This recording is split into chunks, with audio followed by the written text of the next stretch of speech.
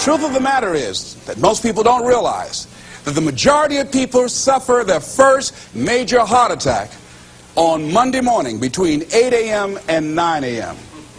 People getting ready to go to jobs that they don't like, jobs that are making them sick. What is it that you could love doing 7 days a week that'll bring a smile to your face?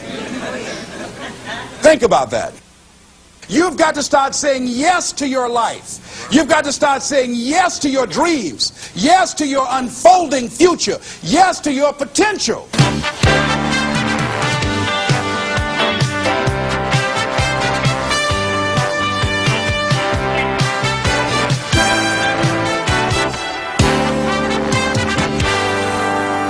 Les Brown's business is changing lives. He touches thousands of people each year. He talks to Fortune 500 companies and to personal development groups about how to find success and fulfill your dreams. In essence, his best message is himself, because Les Brown knows what it is to have come up the hard way. Les and his twin brother were adopted at the age of 6 weeks by Miss Mamie Brown, a single woman with little money and a big heart. The boys grew up in the low-income area of Liberty City outside Miami, Florida. In the 5th grade, Les was mistakenly labeled EMR, educably mentally retarded, and he became a child nobody thought would amount to anything. After making it through high school, Les set out to prove them wrong. He started on the radio, moved to Ohio, and made himself a local star as a fast-talking disc jockey. He soon became an influential community spokesman.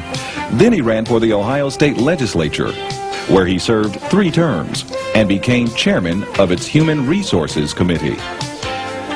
Les Brown is now a nationally acclaimed motivational speaker who's taught thousands of people the techniques he's used to overcome the obstacles he's faced in his own life.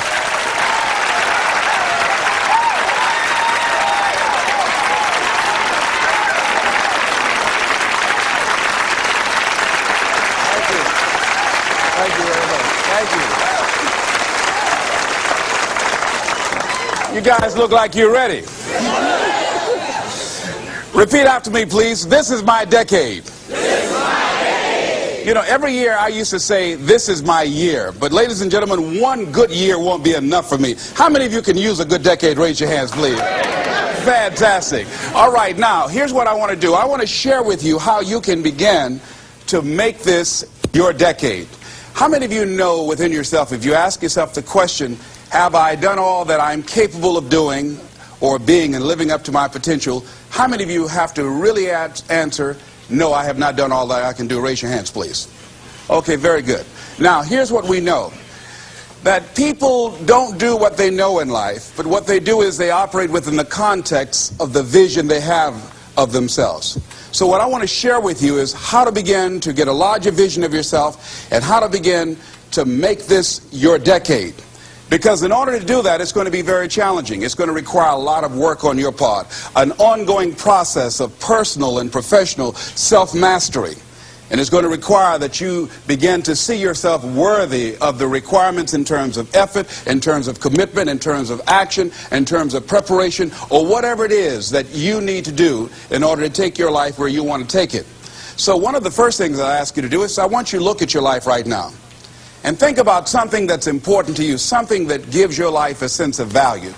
Think about something that you'd like to have, or something you'd like to create for you or your family or for society. I want you to hold this thought in mind. Now, one of the first things I want you to do is don't worry about the inner conversation that you're going to have. Don't worry about how you're going to do it.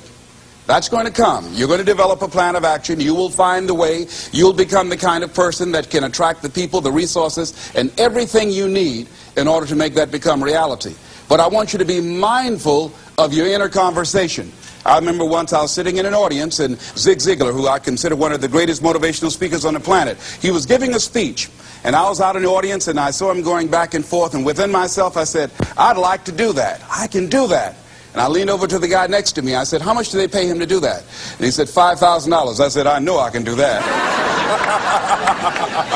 And I admired him. And then On the way home, when I was driving from Tampa, Florida, back to Miami, Florida, my inner conversation kicked in, and it said, Les Brown, you can't do that. You don't have a college education. Les Brown, you can't do that. You don't have the money. You don't have the contacts. You've never worked for a major corporation. What makes you think that you can make more in 1 hour talking than you've made working for a whole month? Now, I want to ask you a question. How many of you have ever thought about something you wanted to do, and you talked you out of it? Raise your hand, please. That inner conversation, ladies and gentlemen, is the reason that most people take their greatness, take their ideas to the graveyard with them. You know, the wealthiest place on the planet, a minister said recently, and it was so true, is not the gold mines in the various areas of the world or the diamond mines. The wealthiest place on the planet is the graveyard. Because in the graveyard we will find inventions that we never ever were exposed to. Ideas, dreams that never became reality, hopes and aspirations that were never acted upon, because most people allow that inner conversation, for whatever reason, to keep them from ever pursuing their goals. So let us begin to look at what's required in order to make this our decade. Why is it that most people don't ever reach their goals or live up to their true potential? One is fear.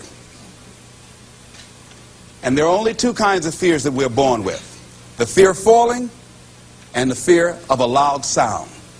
All other fears we learn, like the fear of failure.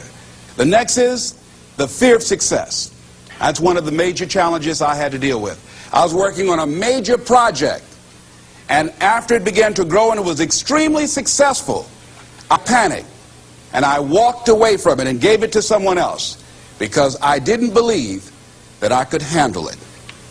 The other thing that keeps most people from reaching their goals is that a lot of people become comfortable. They stop growing. They stop wanting anything. They become satisfied. They stop looking at ways in which they can improve themselves. They stop putting things in front of them. I was reading something by a great man, George Bernard Shaw, and he said something to the effect that to have succeeded is to have finished one's business on earth. Like the male spider who is killed by the female spider the moment he has succeeded in his courtship. And he goes on to say, I like a state of continual becoming with a goal in front and not behind. I remember after giving a speech at a major corporation, a gentleman came up to me who was up in years, and he said, you know, that's real great motivation for you young guys, but I've done all my work. There's nothing else for me to do. I said, oh yes, you've got a lot to give. You have a lot to offer. The fact that you're still here means that your business is not through yet. The other thing that keeps us from reaching our goal is not feeling worthy. That's where a lot of people get stuck. Because see, when you don't feel worthy of your goal, you'll begin to unconsciously engage in self-destructive behavior, like procrastinating, constantly putting things off, squandering your time, and that's what life is made of. Something else that keeps us from reaching our goal, and that is many times because we spend so much time complaining and blaming everybody or everything. I'm reminded of a friend of mine who talked about the fact that one day he was walking by this house and some people were sitting on a porch, and there was a dog on the porch, and this dog was just moaning and groaning. So he was curious, and he asked the owner, he said, why is this dog moaning and groaning? And the owner said, because he's laying on a nail. He said, well, why doesn't he get off? He says, it's not hurting bad enough for him to get off.